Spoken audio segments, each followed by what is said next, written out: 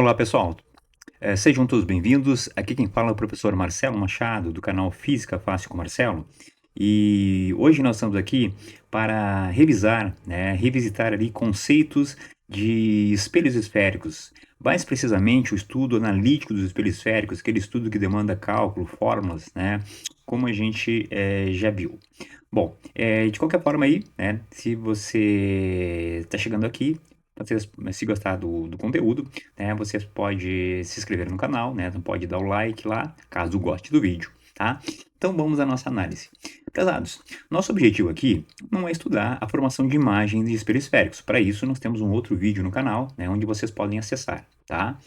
Bom, nosso objetivo aqui é estudar, né, verificar o estudo analítico, né, aquele estudo que requer ali o cálculo, análise de cálculo de dimensões, alturas, posições e tudo mais, tá? Mas é importante nós lembrarmos, então, dentro da questão dos espelhos esféricos, tá, assim, elementos que são importantes, ou pontos que são importantes e que existem em qualquer espelho esférico. Aqui eu vou tomar como exemplo, né, um espelho, nós temos aqui um espelho côncavo, né, um espelho que reflete internamente, tá? Então, assim, cabe nós lembrarmos, assim, alguns pontos que fazem parte de qualquer espelho do tipo esférico, seja ele côncavo, seja ele convexo, né?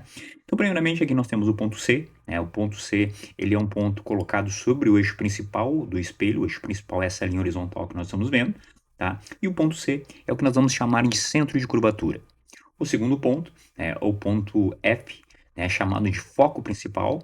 Foco principal é um ponto bastante importante quando nós falarmos sobre a construção de imagens. Ele também é um ponto bastante importante porque ele limita uma distância fundamental no nosso cálculo, tá? Então ali o foco colocado nessa posição. Terceiro ponto é o que nós temos aqui, o vértice, né? O vértice do espelho. O vértice, se vocês repararem muito bem, o vértice é um ponto que está colocado entre a intersecção do eixo principal, que é o eixo horizontal, e o próprio espelho, né? Então, o vértice, nós podemos dizer que está ali alocado no espelho. Então, né, relembrando então desses três pontos que são pontos fundamentais e que fazem parte de qualquer tipo de espelho esférico, seja ele côncavo, seja ele convexo, tá? A gente pode então partir para uma análise, né, que vai agora enfatizar a questão do estudo analítico, tá? Só que antes, né, de nós partirmos para fórmulas aqui, eu quero relembrar uma situação de construção de imagens, apesar de não ser esse o objetivo desse vídeo, mas eu quero lembrar a ideia da construção de uma imagem, de um dos casos, né, de espelho esférico côncavo, onde nós colocamos o objeto exatamente nessa posição, né? Nós temos um objeto aqui colocado em frente ao espelho, ele está aqui entre o ponto C e o ponto F, conforme vocês podem ver, tá? Então aqui nós vamos construir a imagem desse objeto, tá? Utilizando dois raios particulares, certo? Isso, de novo, né, nós vamos enfatizar num vídeo que trata especificamente da questão das construções de imagens, dos casos ali da formação das imagens para espelho esférico, tá?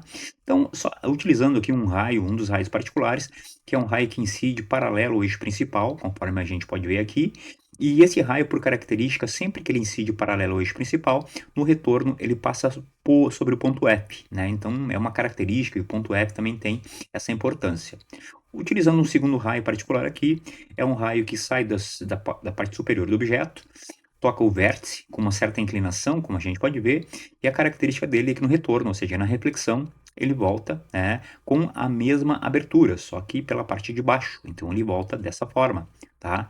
E o que a gente percebe é que aqui embaixo os dois raios refletidos se encontraram. E isso aqui determina exatamente onde a minha imagem vai ser formada, ou seja, a minha imagem tem como ponto mais elevado aquela intersecção ali dos raios. Tá? Mas aqui, como não é o nosso objeto de estudo nessa questão de formação de imagens, só para relembrar e utilizar essa situação assim como a base para que a gente possa aqui definir os elementos importantes no cálculo. Mas também, né, aproveitando já que foi construída essa imagem, só para relembrar que essa imagem aqui, se nós fôssemos definir as características dela em relação ao tamanho, essa é uma imagem maior, se nós compararmos o tamanho dessa imagem com o objeto, ela é maior. Ela também é uma imagem invertida em termos de posição, porque em relação ao eixo principal ela aparece de cabeça para baixo. E essa imagem aqui, por natureza, ela é uma imagem real, né? Só para lembrar, uma imagem real é aquela imagem formada pelos raios refletidos, pela intersecção dos raios refletidos, como foi aqui. E outra questão também, né?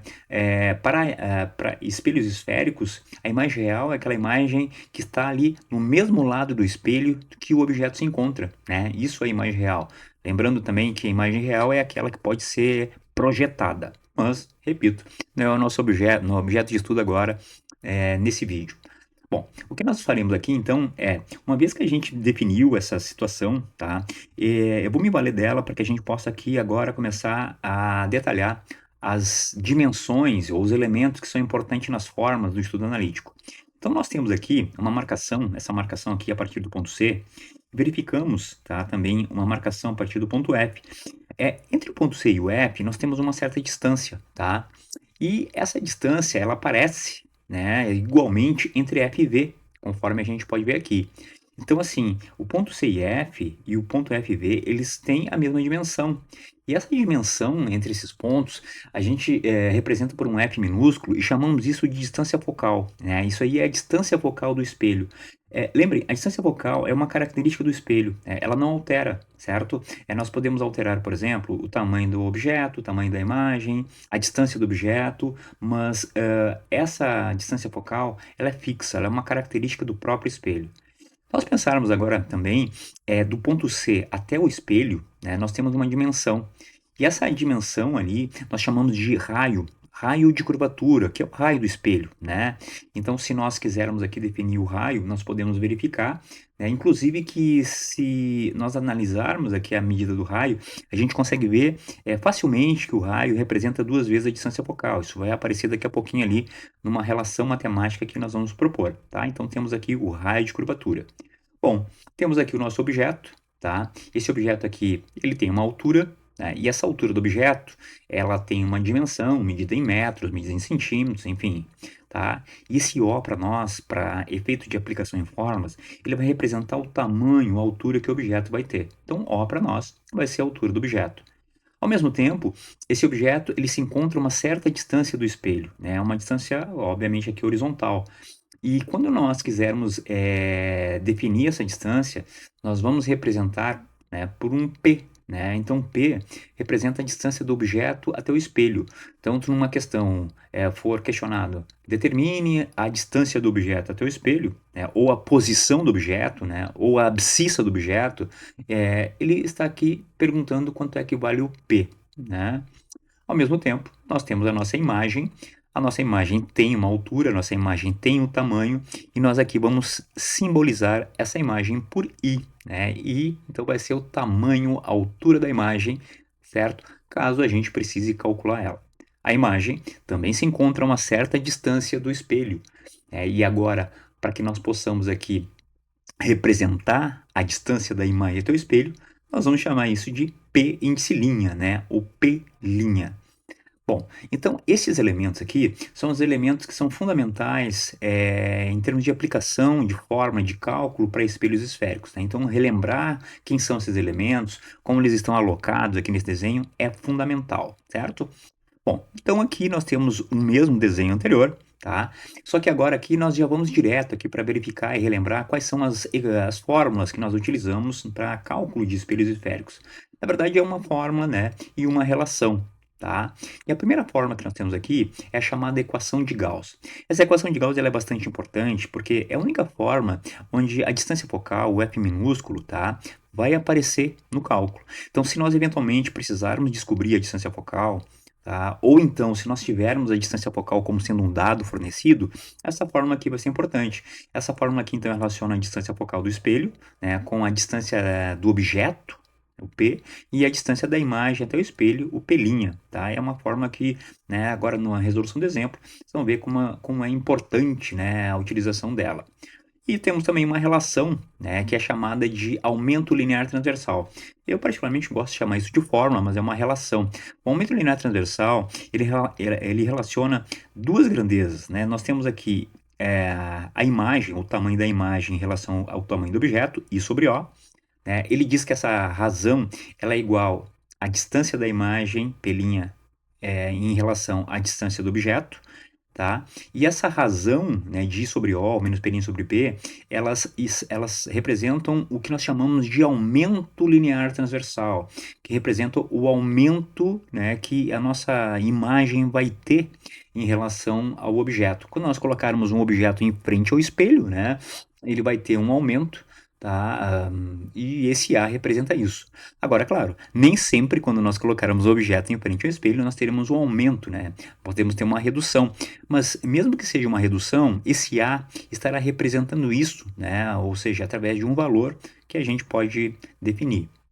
Bom, então aqui os elementos, né? O A, o aumento linear transversal, isso vai ficar bem claro ali no exemplo que a gente vai resolver daqui a pouquinho. O A, o tamanho do objeto, I, a altura do objeto, P', a distância da imagem até o espelho, e P, a distância do objeto até o espelho. Uma coisa importante também, né, é mencionado anteriormente, é lembrar que o raio de curvatura do espelho, o raio, é igual 2 vezes a distância focal, né? Um raio bastante importante, se eventualmente não dado problema, então o problema no enunciado apresentar o valor do raio, não existe uma forma onde o raio é utilizado, né? O raio normalmente ele é dado num certo problema para que nós possamos definir o valor da distância focal. E sim, a distância focal, obviamente, ela faz parte em uma das formas, a chamada equação de Gauss, certo? Tá? Então aqui os nomes dos elementos, tá? E agora então, prezados, tá? Nós vamos então para uma aplicação, uma resolução de um exemplo. Então tá, pessoal. Nós estamos aqui então, né, para resolver ali um problema que trata de espelhos esféricos, tá? Através de um exemplo. Então, nosso exemplo aqui, ele fala que nós temos um objeto, né? E esse objeto aqui, ele tem 10 centímetros de altura, né? Então, aqui, uma informação muito importante. Então, nós temos aqui, primeiro dado, o tamanho do objeto, que nós vamos representar aqui pela letra O. O tamanho do objeto aqui, tá? Nós temos 10 centímetros de altura, tá? Perfeito, a primeira informação está ali.